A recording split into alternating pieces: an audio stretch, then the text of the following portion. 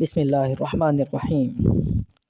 حضرت یعلا بن شداد رضی اللہ عنہ فرماتے ہیں کہ میرے والد حضرت شداد رضی اللہ عنہ نے یہ واقعہ بیان فرمایا، اور حضرت عبادہ بن صامت رضی اللہ عنہ جو کہ اس وقت موجود تھے اس واقعے کی تصدیق فرماتے ہیں کہ ایک مرتبہ ہم لوگ نبی کریم صلی اللہ علیہ وسلم کی خدمت میں حاضر تھے۔ رسول اللہ صلی اللہ علیہ وسلم نے دریافت فرمایا، کوئی اجنبی یعنی غیر مسلم تو مجمع میں نہیں؟ ہم نے عرض کیا، کوئی نہیں۔ ارشاد فرمایا، دروازہ بند کر دو۔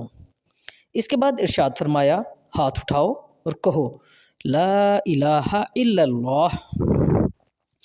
ہم نے تھوڑی دیر ہاتھ اٹھائے رکھے اور کلمہ طیبہ پڑھا، پھر آپ صلی اللہ علیہ وسلم نے اپنا ہاتھ نیچے کر لیا، پھر فرمایا، الحمدللہ، اے اللہ آپ نے مجھے یہ کلمہ دے کر بھیجا ہے اور اس کلمے کی تبلیغ کا مجھے حکم فرمایا ہے، اور اس کلمے پر جنت کا وعدہ فرمایا ہے، اور آپ وعدہ خلاف نہیں ہیں۔